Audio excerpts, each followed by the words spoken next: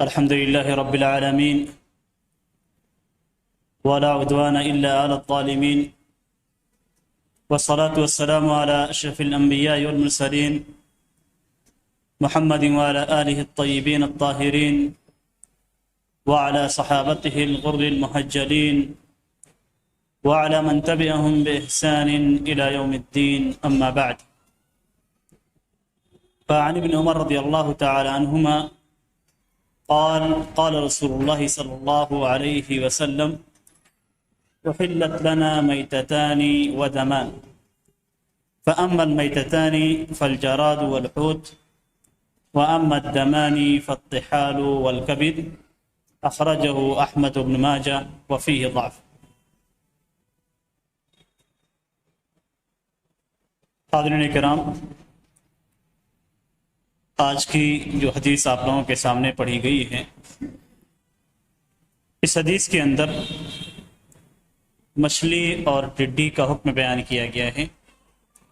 اگر یہ دونوں کسی پانی کے اندر مر جاتے ہیں تو ایسی صورت میں اس پانی کا کیا حکم ہوگا، اس کے تعلق سے یہ حدیث پیش کی گئی ہے. اس حدیث کے اندر حضرت عبداللہ بن عمر رضی اللہ تعالی عنہما کہتے ہیں کہ نبی اکرم صلی اللہ علیہ وسلم نے فرمایا کہ ہمارے لیے 2 مردے اور 2 خون حلال کیے گئے ہیں. جہاں تک مردوں کا تعلق ہے، جن کو حلال کیا گیا ہے تو یہ ٹڈی اور مچھلی ہے، اور جہاں تک کہ 2 خون کا تعلق ہے جسے حلال کیا گیا ہے تو یہ تلی اور جگر ہے. اس حدیث کو امام احمد رحمہ اللہ نے روایت کیا ہے. اسی طریقے سے اس حدیث کو ابن ماجہ رحمہ اللہ نے روایت کیا ہے، لیکن اس حدیث کے اندر کمزوری ہے. علامہ ابن حجر رحمہ اللہ نے اس حدیث کی کمزوری کو بیان کر دیا ہے کہ یہ حدیث کمزور ہے. کمزور ہونے کا مطلب یہ کہ یہ حدیث ضعیف ہے، اور جب کوئی حدیث کمزور ہوتی ہے یا ضعیف ہوتی ہے تو اس کے راوی کے ضعیف ہونے کی وجہ سے وہ حدیث ضعیف قرار پاتی ہے. اس حدیث کی سند میں عبد الرحمن بن زید بن اسلم ہیں، جن کے تعلق سے علماء کرام نے کلام کیا ہے اور انہیں ثقہ نہیں ٹھہرایا، قابل اعتبار نہیں ٹھہرایا ہے کہ ان کی روایت کو لیا جائے گا. لیکن اس کے باوجود علامہ ابن حجر رحمہ اللہ نے اس حدیث کو اپنی کتاب کے اندر ذکر کیا ہے، اور اس سے مسائل کو بھی مستنبط کیے گئے ہیں. اور اس کی وجہ یہ ہے کہ یہ حدیث ایک دوسرے سند سے حضرت عبداللہ بن عمر رضی اللہ تعالیٰ عنہ سے موقوفاً مروی ہے. موقوفاً کہنے کا مطلب یہ ہوتا ہے کہ یہ حضرت عبداللہ بن عمر رضی اللہ تعالیٰ عنہ کے کلام سے مروی ہے، نبی اکرم صلی اللہ علیہ وسلم کی طرف اس کی نسبت نہیں کی گئی ہے. اس حدیث کی نسبت حضرت عبداللہ بن عمر رضی اللہ تعالیٰ عنہ کی جانب کی گئی ہے، نبی اکرم صلی اللہ علیہ وسلم کی جانب اس کی نسبت نہیں کی گئی. اور وہ سند صحیح ہے جس میں حضرت عبداللہ بن عمر رضی اللہ تعالیٰ عنہ کی جانب نسبت کی گئی ہے. اب کوئی صحابی اگر کوئی بات کہتا ہے تو صحابی کی بات کا کب اعتبار کیا جائے گا اور کب اعتبار نہیں کیا جائے گا، اور کب اس کی بات زیادہ قابل اعتبار ہوگی، اس حدیث کے اندر جو الفاظ استعمال کیے گئے ہیں کہ ہمارے لیے 2 مردار اور 2 خون حلال کیے گئے. حلال کون کرتا ہے؟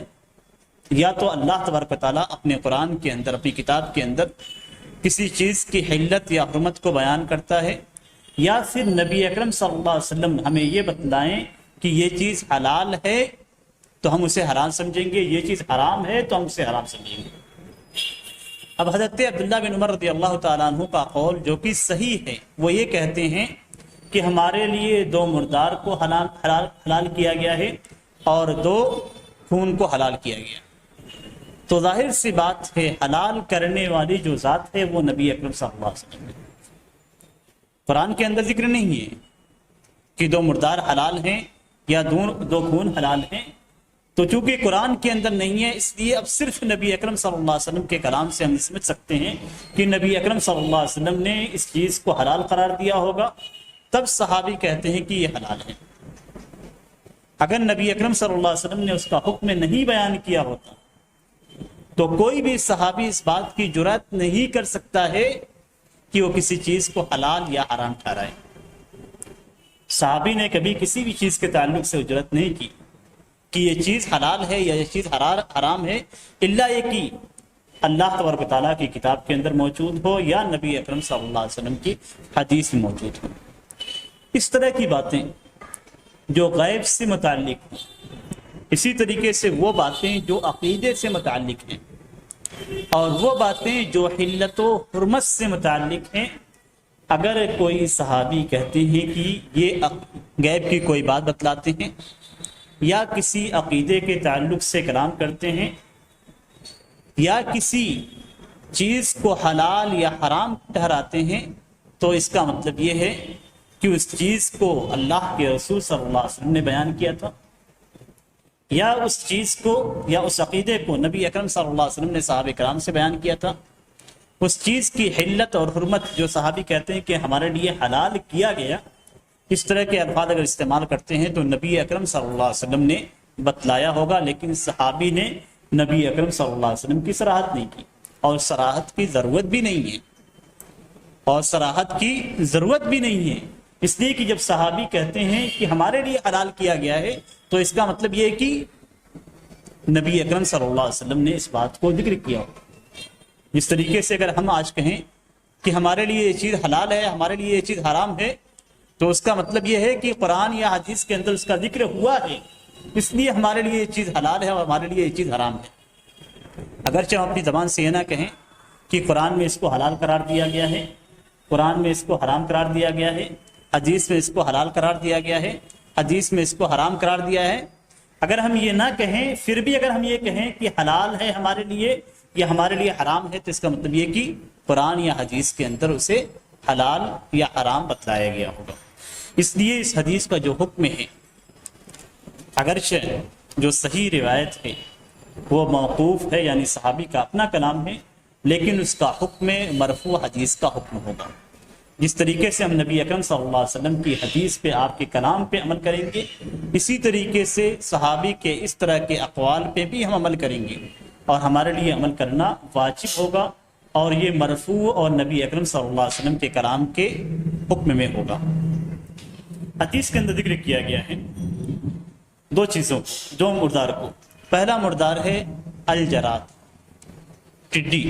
ٹڈی کا مطلب بڑی ٹڈیاں جو ابھی کچھ دنوں پہلے ہندوستان میں اور مختلف ممالک کے اندر وارد ہوئی تھی، اور بہت ساری فصلوں کو انہوں نے تباہ کر دیا تھا۔ ٹڈی کو عربی زبان میں جراد کہا جاتا ہے۔ عربی زبان میں کوئی بھی لفظ جب بولا جاتا ہے تو اس کی کوئی نہ کوئی مناسبت ضرور ہوتی ہے، کوئی نہ کوئی مناسبت ضرور ہوتی ہے۔ یہاں پہ جراد کیوں کہا جاتا ہے؟ اس لیے کہ جب یہ ٹڈی کسی چیز پہ پڑتی ہے تو اس کو بالکل ننگا کر دیتی ہے، کھیت میں جاتی ہے تو کھیت کو بالکل صاف کر دیتی ہے، بالکل ننگا کر دیتی ہے، اور عربی زبان میں جردہ کا لفظ استعمال کیا جاتا ہے ننگا ہونے کے لیے۔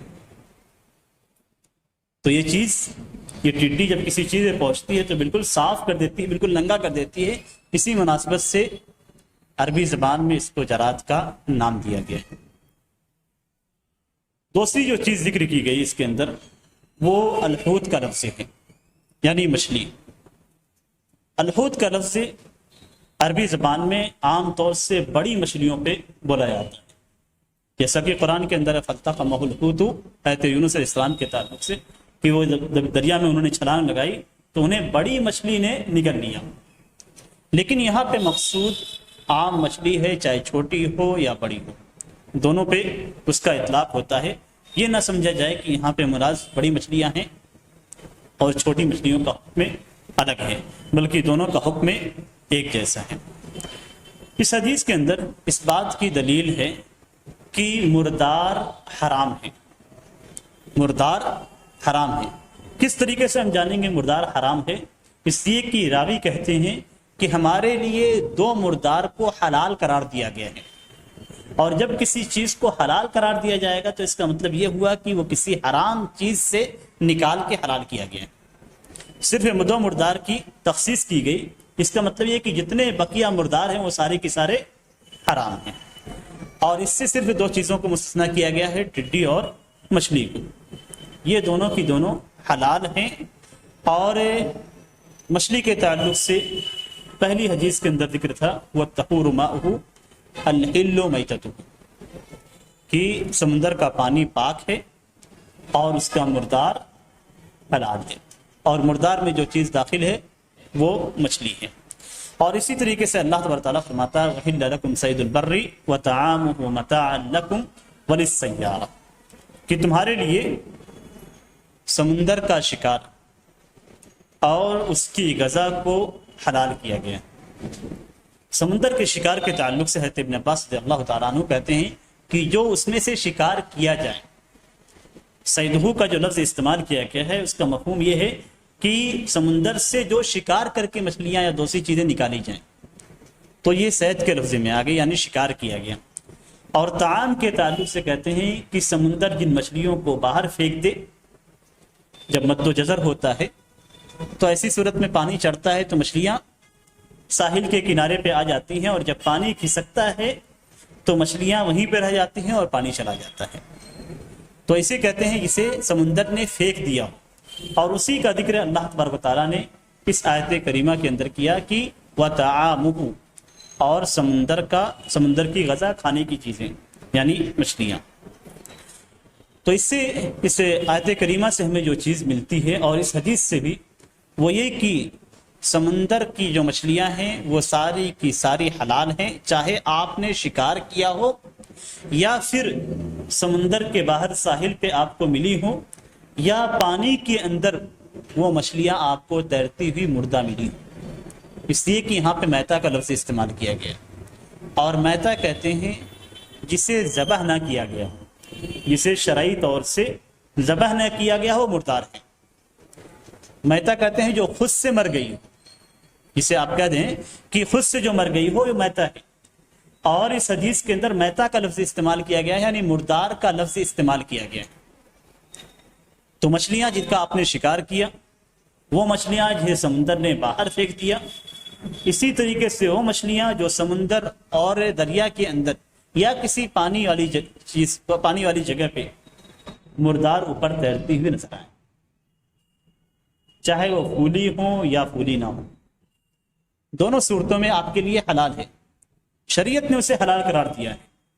اب آپ کی مرضی اسے کھائیں یا نہ کھائیں۔ دوسری چیز یہ کہ اگر اس کے اندر سڑان پیدا ہو جاتی ہے تو چونکہ سڑی ہوئی چیزیں انسانی بدن کے لیے نقصان دہ ہیں، اس لیے آپ اس سے بچیں۔ ہر وہ چیز جو آپ کے بدن کو نقصان پہنچائے شریعت نے اس سے منع فرمایا ہے، اور یہی وجہ ہے کہ شراب، سگریٹ، گٹکا اور اس طرح کی جتنی بھی نشہ آور چیزیں ہیں، ان ساری چیزوں کو شریعت اسلامیہ نے حرام قرار دیا ہے۔ جو آپ کی عقل پہ اور آپ کے بدن پہ اثر انداز ہو، ان چیزوں کو شریعت نے حرام قرار دیا ہے، اور جس سے آپ کے بدن کو تقویت ملتی ہو، ان چیزوں کو اللہ تبارک تعالیٰ نے جائز قرار دیا ہے۔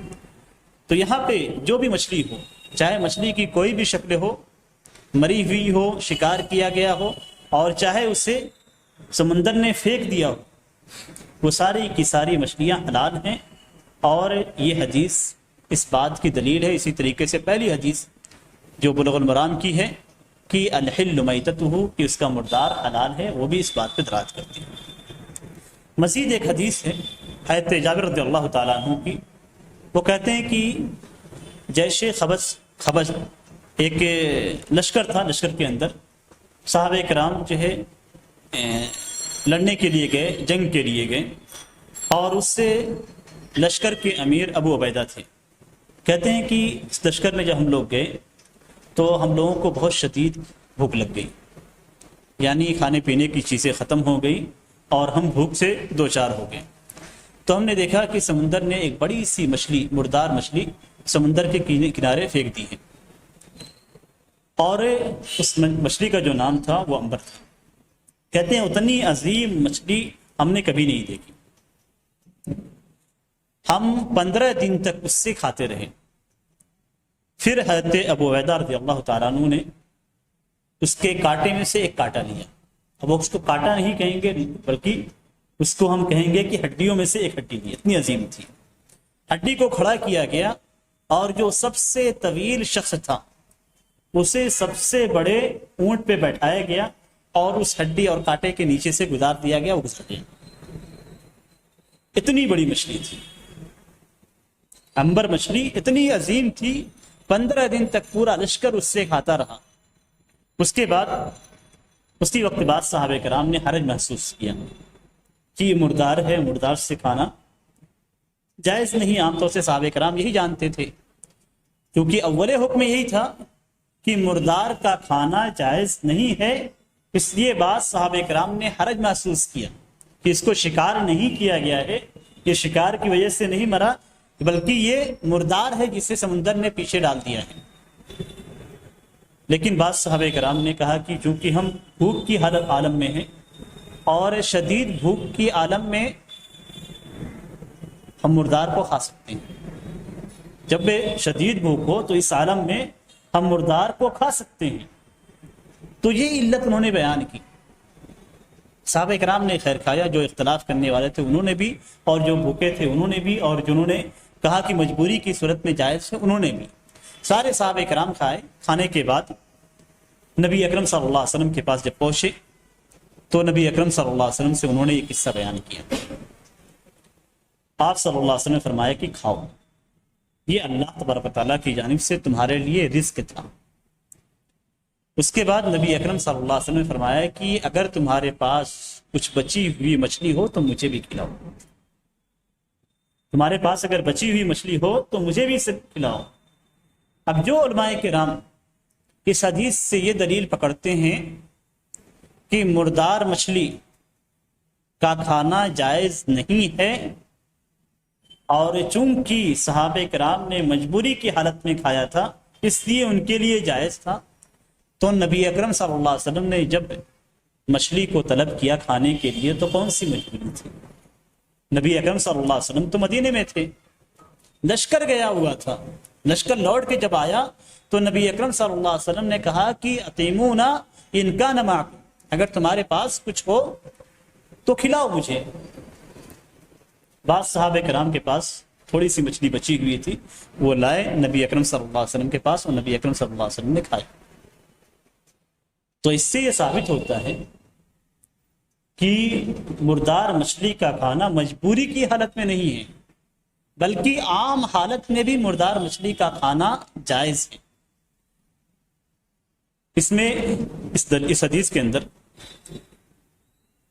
اس بات کی بھی دلیل ہے کہ سمندر کا جو بھی مردار ہے وہ سارا کا سارا جائز ہے. اور نبی اکرم صلی اللہ علیہ وسلم نے گوشت کو طلب کیا, کھایا, تاکہ جن کے دلوں کے اندر یہ بات ہو کہ ہم نے مردار کھایا ہے مجبوری کی صورت میں, ان کے دل صاف ہو جائیں. اور ظاہر سی بات ہے نبی اکرم صلی اللہ علیہ وسلم کسی بھی حرام چیز کو استعمال نہیں کر سکتے ہیں, اس لیے جو چیز آپ صلی اللہ علیہ وسلم نے کھائی تھی وہ جائز ہے. اس حدیث کے اندر جو دوسری چیز بیان کی گئی ہے وہ یہ کہ ٹڈی کا کھانا جائز ہے. اس میں کوئی شرط نہیں لگائی گئی کہ ٹڈی آپ نے زندہ پکڑی ہے پھر مر گئی ہے, یا آپ نے مردار ٹڈی کو لیا ہے اور کھایا ہے. یہاں پہ حدیث کے اندر مردار کا لفظ ہے. مردار کا مطلب یہی ہوتا ہے کہ جس کو شرعی طور پہ ذبح نہ کیا گیا, جس جانور کو شرعی طور پہ ذبح نہ کیا گیا ہو وہ مردار ہے, چاہے وہ خود سے مر جائے یا آپ کے کسی فعل کی وجہ سے مر جائے, دونوں صورتوں میں وہ مردار ہے. ٹڈی کا آپ نے شکار کیا اس کے بعد وہ مری, یا آپ نے ٹڈی کو لیا اور اس کو ذبح کر دیا. آپ سوچتے ہوں گے ٹڈی کو کیسے ذبح کیا جائے گا, ٹڈی کو کیسے ذبح کیا جائے گا؟ ٹڈیاں بڑی ہوتی ہیں, آپ تھوڑا سا ذبح کر سکتے ہیں, اس کو تھوڑا سا آپ اسے ذبح کر سکتے ہیں. تو چاہے آپ نے اس کے گردن کو توڑا ہو یا شکار کر کے آپ اسے لائے ہو اس میں مر گئی ہو, یا ویسے ہی آپ کو مری ہوئی ملی ہو, وہ ساری کی ساری ٹڈیاں جائز ہیں. اس میں سے کسی بھی چیز کو آپ حرام نہیں قرار دے سکتے، اس لیے کہ نبی اکرم صلی اللہ علیہ وسلم کی حدیث عام ہے، مطلق ہے، اس میں کوئی بھی قید پائی نہیں جاتی۔ ٹڈیوں کی تعلق سے ایک دوسری حدیث بھی ہے حضرت جابر رضی اللہ تعالیٰ عنہ کی کہ ہم غزوہ میں تھے اور ہم نے وہاں پہ ٹڈیاں کھائیں۔ تو ٹڈی کو جو لوگ حرام قرار دیتے ہیں یا جسے جو لوگ مکروہ سمجھتے ہیں ان کے پاس کوئی دلیل نہیں ہے، اگرچہ یہ حدیث ضعیف ہے لیکن دوسری جو سند ہے اس سے اس کو تقویت ملتی ہے اور یہ مرفوع حدیث کے حکم میں ہے۔ اور اسی طریقے سے مردار کے تعلق سے جو پہلی حدیث ذکر کی گئی ہے وہ بھی صحیح ہے، اور اسی طریقے سے ٹڈی کے تعلق سے صریح حدیث ملتی ہے، صحیح مسلم کی ہے، حضرت جابر رضی اللہ تعالیٰ عنہ کی حدیث ہے کہ ہم نے نبی اکرم صلی اللہ علیہ وسلم کے ساتھ غزوہ کیا، ہم ٹڈی کھاتے تھے۔ لیکن یہاں پہ مراد چھوٹی ٹڈیاں نہیں ہیں بلکہ بڑی ٹڈیاں ہیں، اور عام طور سے جو کھیتوں کو برباد کرتی ہیں اسی کے تعلق سے یہ حکم ہے۔ لیکن ان مردار سے کچھ چیزوں کو مستثنیٰ کیا جائے گا، یعنی مطلقاً ہم حکم لگائیں گے لیکن اس کے باوجود کچھ چیزوں کا ہم مستثنیٰ کریں گے۔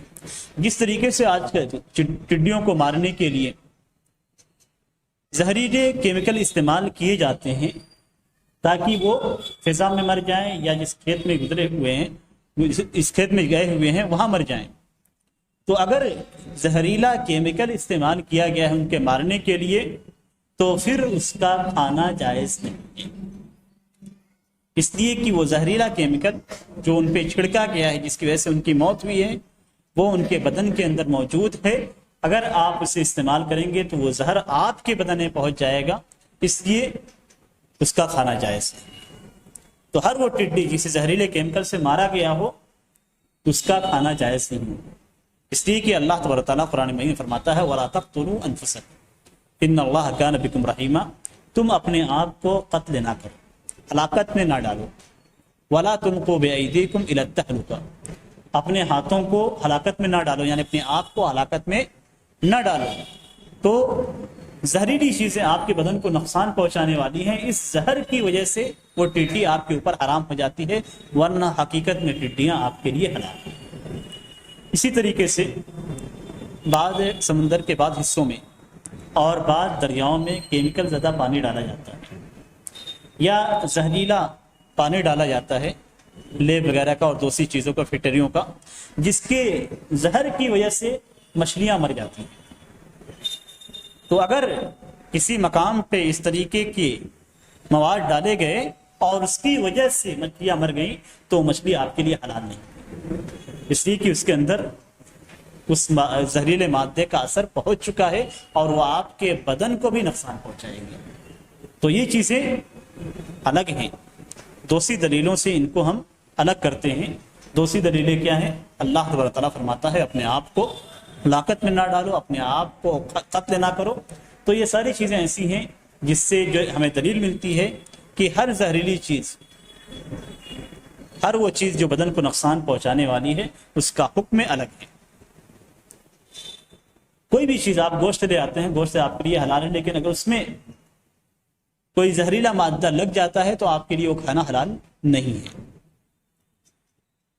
اس حدیث کے اندر دو اور چیزوں کو ذکر کیا گیا ہے، اور وہ یہ کہ تلی اور جگر، ان دو چیزوں کا کھانا حلال ہے، اور یہ دونوں خون سے مستثنیٰ ہیں۔ خون کے تعلق سے قرآن مجید کے اندر صراحت کے ساتھ ہے کہ خون حرام قرار دیا گیا ہے، حرمت علیکم المیتۃ والدم ولحم الخنزیر او دما مسفوحا، دونوں جگہوں پہ ذکر کیا گیا ہے کہ خون حرام ہے۔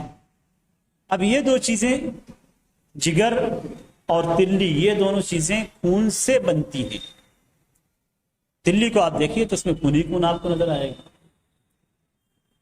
جگر کو آپ دیکھیے تو آپ کو خون سا لوتھڑا سا نظر آئے گا آپ کو۔ تو یہ دو چیزیں، ان دو چیزوں کو عام سے منع کیا گیا، عام خون سے الگ کر دیا گیا، ان کا حکم الگ ہے اور ان کا کھانا جائز ہے، اور اس پہ علماء کرام کا اجماع موجود ہے، اتفاق موجود ہے، اس لیے اس پہ کلام کرنے کی کوئی ضرورت نہیں ہے۔ یہ تو چار چیزیں یہاں پہ ذکر کی گئی ہیں۔ دو چیزیں جو ذکر کی گئی ہیں، اور وہ یہ کہ مچھلی اور ٹڈی۔ مچھلی اور ٹڈی کا جو حکم ذکر کیا گیا ہے، آخر علامہ ابن حجر رحمہ اللہ نے اس حدیث کو پانی کے باب میں کیوں ذکر کیا؟ جتنی بھی حدیثیں انہوں نے پیش کی ہے وہ ساری کی ساری حدیثیں پانی سے متعلق ہے اور پانی کا حکم وہ بیان کر رہے ہیں، لیکن اس حدیث کے اندر پانی کا کوئی ذکر نہیں ہے، مچھلی کا ذکر ہے اور ٹڈی کا ذکر ہے۔ اس سے ہمیں جو دلیل ملتی ہے وہ یہ کہ مردار چیز اگر پانی میں پڑ جاتی ہے تو پانی نجس ہو جاتا ہے۔ مردار چیز اگر پانی میں پڑ جاتا ہے تو پانی نجس ہو جاتا ہے، الا یہ کہ پانی 2 کلے کے برابر ہو تو اس صورت میں نجس نہیں ہوتا، لیکن اگر اس کی بو یا ذائقہ یا رنگ تبدیل ہو جاتا ہے تو نجس ہو جاتا ہے۔ لیکن یہاں پہ چونکہ یہ مردار سے مستثنا ہے، ان سے الگ کیا گیا ہے کہ مچھلی کا حکم الگ ہے، مچھلی حلال ہے اور ٹڈی حلال ہے اور مردہ ہونے کی صورت میں حلال ہے، تو اس سے ہمیں یہ دلیل ملتی ہے کہ یہ دونوں چیزیں اگر پانی کے اندر پڑ جائیں، پانی کے اندر مردار حالت میں گر جائیں، تو ایسی صورت میں وہ پانی نجس نہیں ہوتا، وہ پانی پاک رہتا ہے۔ مثال کے طور پہ آپ کی ٹنکی میں ٹڈیاں پڑ گئیں تو پانی نجس نہیں۔ مردار مچھلی آپ بازار سے لے آئے اور آپ نے پانی میں ڈال دیا تو وہ پانی نجس نہیں ہے کہ وہ پانی آپ کے اوپر پڑے گا تو آپ کے کپڑوں کو یا آپ کے ہاتھوں کو یا آپ کے بدن کو نجس کر دے گا۔ یہی وہ مقصد ہے جس کے تحت علامہ ابن حجر رحمہ اللہ نے اس حدیث کو پانی کے باب میں بیان کیا کہ یہ دونوں چیزیں پاک ہیں، اگر پانی کے اندر پڑ جاتی ہیں تو پانی نجس نہیں ہوتا ہے، وہ پانی پاک رہتا ہے۔ اس کے بعد علامہ ابن حجر رحمہ اللہ ایک دوسری حدیث کو ذکر کرتے ہیں، وعن ابی ہریرہ رضی اللہ تعالی عنہ قال قال رسول اللہ صلی اللہ علیہ وسلم اذا وقع الذباب في شراب احدكم فليغمس ثم لينزعه فإن في أحد جناحيه داء وفي الآخر شفاء، أخرجه البخاري وابو داود وزاد وإنه يتقي بجناحه الذي فيه الداء۔ اس حدیث کے اندر مکھی کا حکم بیان کیا گیا کہ مکھی اگر کسی پانی میں پڑ جائے تو اس کا حکم کیا ہوگا۔ حضرت ابو ہریرہ رضی اللہ تعالیٰ عنہ سے مروی ہے، ان کا بیان ہے کہ رسول اللہ صلی اللہ علیہ وسلم نے فرمایا کہ جب مکھی تم میں سے کسی کے پینے کی چیز میں پڑ جائے تو وہ اسے ڈبو دے، پھر اس کے بعد نکال کر پھینک دے۔ ایسا کیوں کرے؟ حدیث کے اندر اس کی علت بیان کی گئی ہے، اس لیے کہ اس کے ایک بازو میں، ایک پر میں بیماری ہے اور دوسرے پر کے اندر شفا ہے۔ اس حدیث کو امام بخاری رحمہ اللہ نے ذکر کیا۔ ابو داؤد کی روایت میں تھوڑا سا اضافہ ہے، وہ اضافہ کیا ہے کہ مکھی اس پر سے بچتی ہے، اس پر کو ڈالتی ہے جس میں بیماری ہوتی ہے اور اس پر کو بچا لیتی ہے جس میں بیماری نہیں ہوتی ہے، شفا ہوتی ہے۔ یہاں پہ مکھی کا ذکر کیا گیا، لفظ استعمال کیا گیا ذباب کا، اور جیسا کہ پیچھے ذکر کیا گیا کہ عرب کسی چیز کو جب نام دیتے ہیں تو کوئی نہ کوئی مناسبت ضرور ہوتی ہے۔ مکھی کو ذباب کہا گیا اور اس کی بڑی لطیف سی مناسبت ہے، کہتے ہیں کہ ذباب انما سمیت ذباب ذبابا لانہ کلما ذب آب، کہ مکھی کو مکھی اس لیے کہا جاتا ہے کہ جب جب آپ اسے ہانکیں گے وہ لوٹ کے چلی جائے گی۔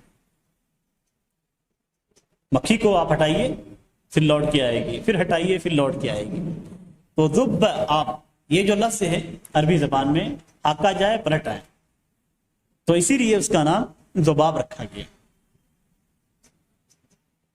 لغت کے اندر ذباب کا جو لفظ ہے وہ مکھی پہ بھی بولا جاتا ہے، شہد کی مکھی پہ بھی بولا جاتا ہے، اور ہر قسم کے کیڑے مکوڑے جو مچھروں کی طرح ہوتے ہیں ان پہ بولا جاتا ہے، پھڑ پہ بولا جاتا ہے، ساری تقریباً کئی کیڑوں پہ بولا جاتا ہے۔ لیکن عرف کے اندر یعنی عام استعمال میں ذباب کا جو لفظ ہے وہ صرف مکھی پہ بولا جاتا ہے، بقیہ چیزوں پہ نہیں بولا جاتا۔ اس سے ہمیں کیا ملتا ہے؟ ایک مسئلہ اس سے پہلے میں نے بیان کیا تھا، یہاں پہ وہی مسئلہ دوبارہ اشارتاً میں اسے دہرا دوں گا۔ ہمارے یہاں عام طور سے اختلاف ہے بھینس کے تعلق سے، بھینس کی قربانی کے تعلق سے، اور جو لوگ کہتے ہیں کہ بھینس کی قربانی جائز ہے، وہ یہی کہتے ہیں کہ لغت کے اندر بھینس بقر کی جنس سے ہے، بھینس بقر کی جنس سے ہے، تو قرآن کے اندر بقر کا ذکر ہے، حدیث کے اندر بقر کا ذکر ہے، اس لیے اس کے اندر بھینس بھی داخل ہے جیسے گائے داخل ہے۔ یعنی بقر کا لفظ سے لغت کے اندر، عربی زبان عربی لغت کے اندر دو چیزوں پہ بولا جاتا ہے، ایک گائے پہ اور دوسرے بھینس پہ، دو چیزوں پہ بولا جاتا ہے۔ لیکن عام استعمال میں بقر کا لفظ صرف گائے پہ بولا جاتا ہے، اور بھینس کا لفظ کے لیے جاموس استعمال کیا جاتا ہے۔ یہاں بھی حدیث کے اندر آپ دیکھیے، حدیث کے اندر ذباب کا لفظ استعمال کیا گیا ہے، جو کہ لغت کے اندر پھڑ پہ، مکھی پہ، شہد کی مکھی پہ، مچھر پہ، اور مچھر جیسے جتنے بھی کیڑے ہیں ان سب پہ بولا جاتا ہے۔ لیکن عام استعمال میں ذباب کا جو لفظ ہے وہ صرف مکھی کے لیے بولا جاتا ہے۔ تو ہم یہاں پہ، بلکہ علماء کرام نے اس بات کو ذکر کیا ہے کہ یہاں پہ ذباب سے مراد مکھی ہے، دوسرے جانور نہیں ہیں۔ یعنی دوسرے جانوروں کے اندر یہ خصوصیت نہیں بیان کی گئی، اور اس کا حکم بیان کیا گیا جو اس حدیث کے اندر ہے۔ تو اس سے ہمیں یہ نتیجہ ملتا ہے کہ لغت کے اندر اگر کسی لفظ کو کئی معنی میں استعمال کیا جاتا ہے تو، اور عرف کے اندر عام استعمال میں کسی ایک معنی میں استعمال کیا جاتا ہے، تو شریعت جس وقت وارد ہوئی تھی اس وقت جس معنی میں اس لفظ کو استعمال کیا جاتا تھا اسی کا اعتبار کیا جائے گا، لغت کا اعتبار نہیں کیا جائے گا۔ اسی لیے علماء کرام نے کہا ہے کہ شرعی الفاظ کے اندر، جو الفاظ شریعت کے اندر استعمال ہوئے ہیں، اس میں قاعدہ یہ ہے کہ سب سے پہلے شرعی معنی پہ محمول کیا جائے گا۔ جیسے صلاۃ کا لفظ ہے، عربی زبان میں دعا کے لیے استعمال ہوتا ہے، لیکن شریعت کے اندر اسے ایک مخصوص افعال اور اقوال کی عبادت کو کہا جاتا ہے، جس نماز کو ہم پڑھتے ہیں۔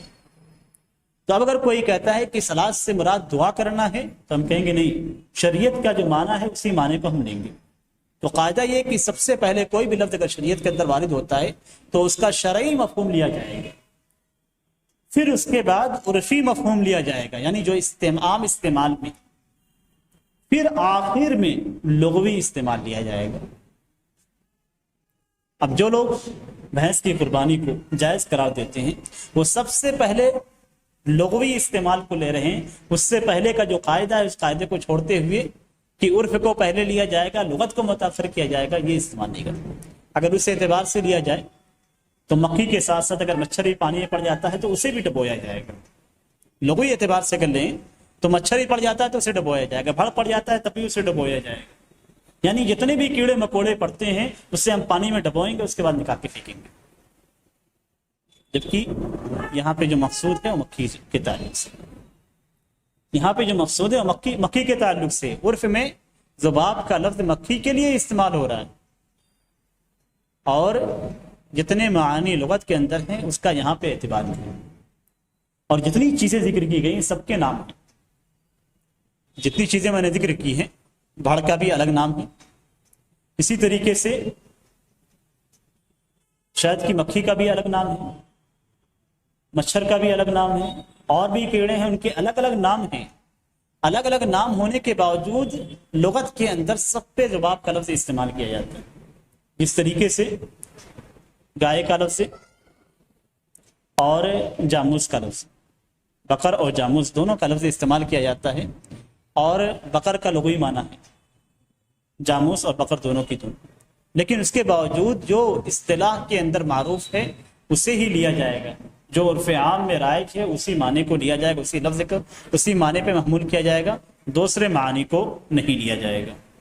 تو اس سے یہ معلوم ہوتا ہے کہ جو لوگ بھینس کی قربانی کو جائز قرار دیتے ہیں دوسری احادیث سے ان کی تردید ہوتی ہے، کہ شریعت کے اندر اسی لفظ کا اعتبار کیا جائے گا جو اصطلاح عام میں معروف ہے. آپ کا لغوی معنی آپ لغت کے اندر اسے ڈھونڈیں وہ نہیں لیا جائے گا، شریعت میں جو بولا جاتا ہے اسے لیا جائے گا. اس حدیث کے اندر کہا گیا ہے کہ جب مکھی تمہیں سے کسی کے پینے کی چیزیں پڑ جائیں، بعض احادیث کے اندر ہے تم میں سے کسی کے برتن میں پڑ جائیں، اور برتن میں کھانے اور پینے دونوں کی چیزیں ہوتی ہیں. اسی طریقے سے ایک دوسری روایت کے اندر ہے کہ جب تم میں سے کسی کے کھانے میں پڑ جائیں، گویا برتن کے اندر چاہے کھانے کی چیز ہو یا پینے کی چیز ہو، دونوں صورتوں میں اگر مکھی پڑ جاتی ہے تو اسے ڈبویا جائے گا. پانی کی چیز ہے تو اسے ڈبو دیں، اور اگر کھانے کی چیز ہے تو اسی میں اندر مکس کر کے اس کے بعد پھینک دیں، یعنی ڈال کے اندر اور اس کے بعد اسے پھینک دیں. لیکن علامہ ابن حجر رحمہ اللہ نے چونکہ بہت مناسبت کے ساتھ وہ کسی بھی حدیث کو ذکر کرتے ہیں، تو یہ چونکہ باتیں چل رہی ہیں پانی کے تعلق سے، اسی لیے انہوں نے حدیث کا جو لفظ استعمال کیا ہے وہ یہ کہ جب تم میں سے کسی کے پینے کی چیزیں پڑ جائیں، اس لیے کہ یہاں پانی کا ذکر وہ کر رہے ہیں. یہاں پہ جو حکم دیا گیا حدیث کے اندر کہ وہ اسے ڈبو دیا جائے، یہ ڈبونا آپ کے اوپر واجب نہیں ہے، آپ کے اوپر واجب نہیں ہے، بلکہ آپ کو ہدایت دی گئی ہے کہ اگر آپ کا دل گوارا کرتا ہے تو ایسی صورت میں، یا آپ کی کسی بہت ہی پسندیدہ چیز میں مکھی پڑ جاتی ہے اور آپ اسے پھینکنا نہیں چاہتے، تو ایسی صورت میں اس کا طریقہ یہ ہے کہ ڈبو دیں. اگر پڑ جاتی ہے تو یوں ہی نکال کے پھینکنا نہیں ہے، اس کو آپ ڈبو دیں اور ڈبونے کے بعد اس کے بعد پھینکیں. اور اگر آپ کا دل گوارا نہیں کرتا ہے کہ آپ اسے پئیں یا کھائیں تو اسے پھینک دیجیے. جس چیز کو دل گوارا نہیں کر رہی ہے، طبیعت گوارا نہیں کر رہی ہے، تو اسے آپ پھینک سکتے ہیں، آپ استعمال نہ کریں. لیکن اگر استعمال کرنا ہے تو پھر حدیث کے مطابق آپ استعمال کریں. اس حدیث کے اندر بہت ہی عظیم بات کہی گئی ہے، وہ یہ کہ بسا اوقات ایسا ہوتا ہے کہ ہمارے پاس تیل ہوتا ہے یا دوسری چیزیں ہوتی ہیں کھانے اور پینے کی بڑی مقدار میں، اور اس پہ مکھیاں منڈاتی رہتی ہیں، اور بسا اوقات مر بھی جاتی ہیں، بسا اوقات اس میں چپک کے رہ جاتی ہیں. اب اتنی بڑی چیز کو پھینکنا یہ ممکن نہیں ہے. خاص طور سے مثال کے طور پہ شادی وغیرہ کا موقع ہو یا پھر ہوٹل وغیرہ جن کے پاس ہے، تو ان کے لیے ممکن نہیں ہے کہ روزانہ اس طرح کی چیزیں وہ پھینکتے رہیں. تو حدیث کے اندر جو ہدایت دی گئی، اگر وہ اس ہدایت پہ عمل کریں تو اس کے اندر شفا بھی ہے، اور جو بیماری ہو بیماری بھی ختم ہو جائے گی. حدیث کے اندر علت جو بیان کی گئی ہے وہ یہ کہ اس کے ایک پر کے اندر بیماری ہوتی ہے اور دوسرے پر کے اندر شفا ہوتی ہے. اسی لیے بعض علماء کرام نے، اور ہمارے والد صاحب بھی اس بات کو ذکر کرتے تھے کہ اگر کوئی شخص بیمار رہتا ہے اور اس کی بیماری ختم نہیں ہوتی تو ایسی صورت میں کسی برتن کے اندر، کسی ڈبے کے اندر کشمش یا اس طرح کی کوئی بھی چیز ڈال لے اور اس میں چند مکھیاں ڈال دیں اور اس کے بعد اسے ہلا دے، یہاں تک کہ مکھیاں اسے مر جائیں یا چھوڑ دے، اور مکھیاں مر جائیں تو اس کو ہلا دے، پھر مکھیاں اٹھا کر پھینک دے اور اسے استعمال کرے تو اس کے اندر شفا ہو. اور بعض علماء کا جو یہ کہنا ہے، اس طرح کی بات میں نے ابھی والد صاحب کے تعلق سے ذکر کی ہے، یہ حدیث کے مطابق نظر آتی ہے. حدیث کے اندر کیا کہا گیا ہے کہ اس کے ایک پر کے اندر کوئی بیماری ہے اور دوسرے پر کے اندر شفا ہے، تو شفا دوسری بیماریوں سے بھی ہو سکتی ہے، اس بیماری سے جو اس کے ساتھ ہے اس سے بھی، اور دوسری بیماریوں سے بھی شفا حاصل ہو سکتی ہے. تو اس کے اندر عمومی لفظ استعمال کیا گیا. اب عام طور سے اگر ہم حدیث کی چھان بین کرتے ہیں تو ہمیں یہ نہیں ملتا ہے کہ کس پر کے اندر شفا ہے اور کس پر کے اندر شفا نہیں ہے، کس پر کے اندر بیماری ہے اور کس پر کے اندر شفا ہے. لیکن علماء کرام نے یہ ذکر کیا ہے کہ دائیں پر کے اندر عام طور سے بعض علماء کرام نے خصوصاً مکھیوں کا معائنہ کیا، اس پہ تحقیق کی، آپ یہ کہہ سکتے ہیں کہ تحقیق کی کب وہ گرتی ہے تو کس طریقے سے گرتی ہے، کون سے پر کو کھانے میں یا پینے کی چیز میں ڈالتی ہے، تو اس طریقے سے باریکی سے معائنہ کیا بعض علماء کرام نے، تو انہوں نے کہا کہ دائیں پر کے اندر شفا ہے اور بائیں پر کے اندر بیماری ہے۔ اور شریعت کے اعتبار سے اگر دیکھا جائے تو یہی زیادہ مناسب نظر آتی ہے، اس لیے کہ شریعت کے اندر دائیں کا بہت اہتمام کیا گیا ہے۔ دائیں کا ہر اچھی چیز کے لیے دائیں استعمال کیا گیا، ہر بری چیز کے لیے بائیں استعمال کیا گیا۔ تو شفا چونکہ اچھی چیز ہے، اس لیے دائیں پر میں ہونی چاہیے شرعی اعتبار سے اگر ہم دیکھتے ہیں شریعت کی۔ اور چونکہ بیماری ایک خبیث چیز ہے جو پسند نہیں ہوتی انسان کو، تو وہ بائیں پر کے اندر ہونی چاہیے۔ اس حدیث کے اندر جس بات کی ہمیں دلیل ملتی ہے وہ یہ کہ مکھی پاک ہے، مکھی پاک ہے، اس لیے کہ نبی اکرم صلی اللہ علیہ وسلم نے اسے ڈبونے کا حکم دیا۔ اگر وہ ناپاک ہوتی تو پھر نبی اکرم صلی اللہ علیہ وسلم اسے ڈبونے کا حکم نہیں دیتے، اس لیے کہ اگر ڈبویا جاتا تو وہ چیز بھی مزید ناپاک ہو جاتی، لیکن نبی اکرم صلی اللہ علیہ وسلم نے ڈبونے کا حکم دیا، جو اس بات کی دلیل ہے کہ مکھی پاک ہے، اور جس کھانے پینے کی چیز میں وہ گر جاتی ہے وہ کھانا اور پانی ناپاک نہیں ہوتا۔ اس کے اندر حدیث کے اندر جو بات ذکر کی گئی ہے وہ یہ کہ مکھی کو مکمل طور سے ڈبویا جائے، تھوڑا حصہ نہیں۔ غمسہ بولتے ہیں عربی زبان میں مکمل طور سے پانی کے اندر ڈبو دینا۔ آپ جب مکمل طور سے پانی کے اندر چلے آتے ہیں تو اسے غمسہ کا لفظ اس کے لیے استعمال کیا جاتا ہے عربی زبان میں۔ تو مکھی کو مکمل ڈبویا جائے گا اور پھر اس کے بعد نکال کر پھینکا جائے گا، اور بقیہ جو چیزیں اس سے آپ نفع حاصل کر سکتے ہیں، اس سے آپ فائدہ اٹھا سکتے ہیں۔ اس کے اندر جو صرف مکھی کا ذکر کیا گیا، لیکن علماء کرام نے مکھی کے ساتھ مکھی کے اوپر ہر اس کیڑے کو قیاس کے طور پہ ثابت کیا ہے اور اسے جائز قرار دیا ہے کہ ہر وہ کیڑا جو مکھی کے حکم میں ہو۔ مکھی کے اندر خون نہیں ہوتا، مکھی کے اندر خون نہیں ہوتا، تو اس طریقے سے ہر وہ کیڑا جس کے اندر خون نہیں پایا جاتا، جس کے اندر خون نہیں پایا جاتا ہے، ہر وہ کیڑا جس کے اندر خون نہیں پایا جاتا ہے اور وہ حرام چیز سے پیدا نہ ہو، دو شرطیں، اس کے اندر خون نہ ہو اور وہ حرام چیز سے پیدا نہ ہو۔ ایک قاعدہ ہے، عام قاعدہ ہے کہ ہر وہ چیز جو حرام چیز سے پیدا ہوتی ہے وہ حرام ہے، ہر وہ چیز جو حلال چیز سے پیدا ہوتی ہے وہ حلال ہے۔ یہ قاعدہ اگر آپ اپنے ذہن میں رکھ لیں تو آپ کے لیے بہت ساری چیزوں کا حکم جاننا بالکل آسان ہو جائے گا۔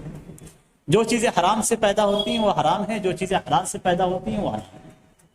آپ کے گھر کے اندر گیہوں ہوگا، چاول ہوگا، دوسرے کھانے کی چیزیں ہوں گی جو کہ حلال ہیں، ان میں عام طور سے آپ کو کیڑے نظر آئیں گے۔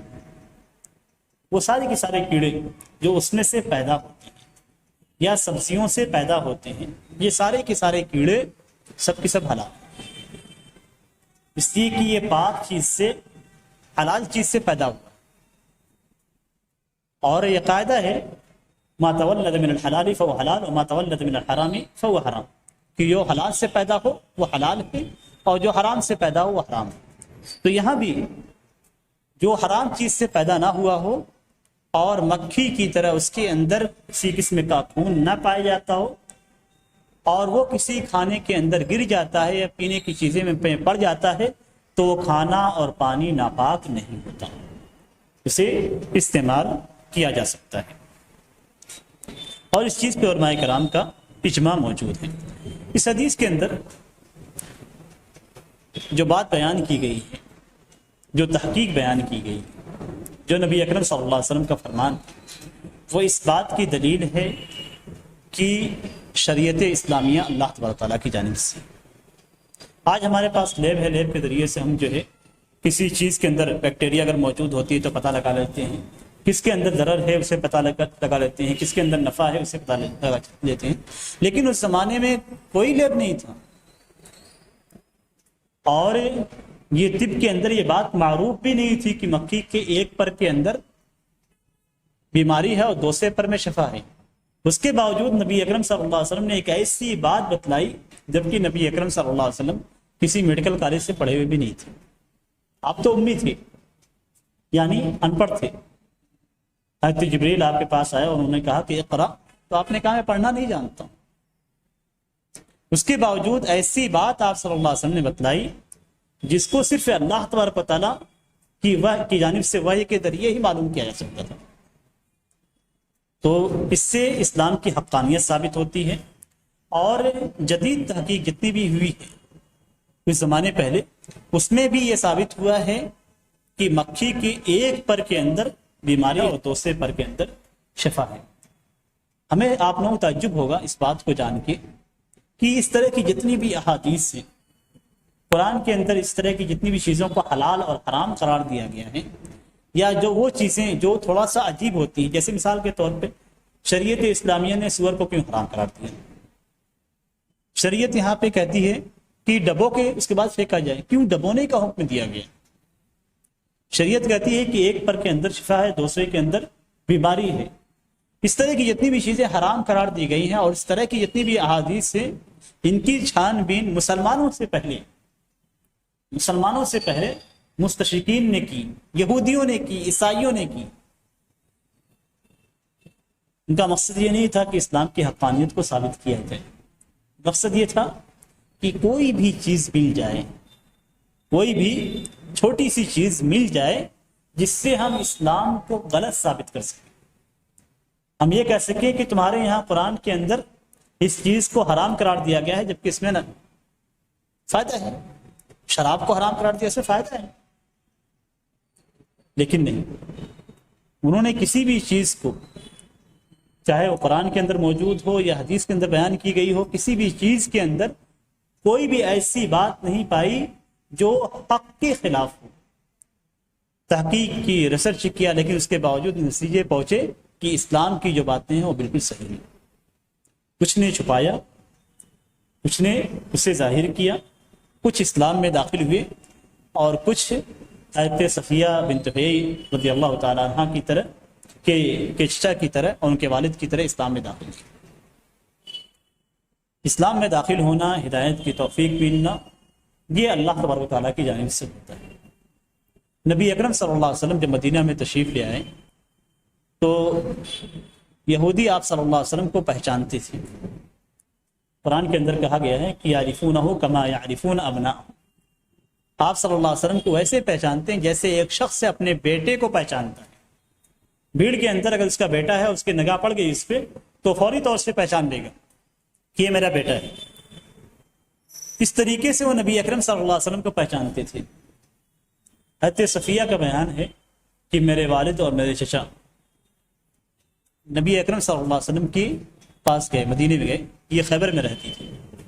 نبی اکرم صلی اللہ علیہ وسلم کے پاس گئے آپ کی حقانیت کو معلوم کرنے کے لیے کہ کیا آپ حقیقت میں آخری نبی ہیں جس کا ذکر توریت کے اندر ہے. ان کی کتابوں میں آپ صلی اللہ علیہ وسلم کی پوری اوصاف، پوری آپ کی حالت بیان کی گئی تھی، ساری چیزیں بیان کی گئی تھی. جب نبی اکرم صلی اللہ علیہ وسلم کے پاس سے واپس لوٹے تو حضرت صفیہ بہت چہتی تھی.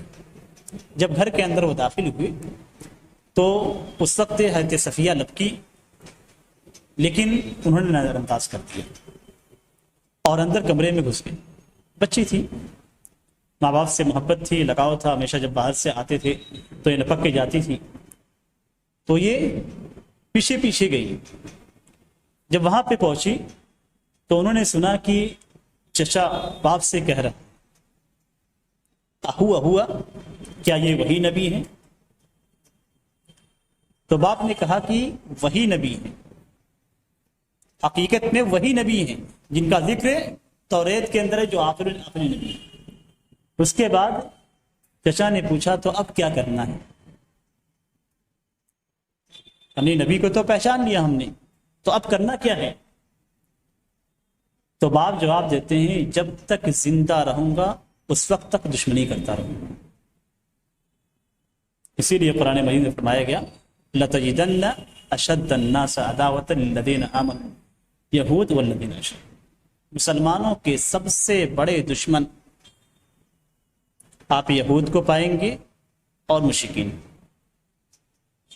تو جب تک زندہ رہے، حقیقت میں جب تک زندگی ان کی رہی، وہ نبی اکرم صلی اللہ علیہ وسلم کی مخالفت کرتے رہے. تو یہ یہود کا مسئلہ تھا، اور یہود کے تعلق سے نبی اکرم صلی اللہ علیہ وسلم نے فرمایا کہ اگر میرے اوپر 10 یہود ایمان لے آئیں تو سارے کے سارے یہودی مسلمان ہو جائیں، لیکن 10 یہودی بھی آپ صلی اللہ علیہ وسلم پہ ایمان نہیں لائے تھے۔ تو یہ چند باتیں تھیں جو آج کے درس سے متعلق تھی۔ اللہ تبارک تعالیٰ سے دعا ہے کہ اللہ تبارک تعالیٰ ہمیں اپنی ہدایت اور توفیق سے نوازیں اور ہمیں اسلام پہ قائم اور دائم رکھے۔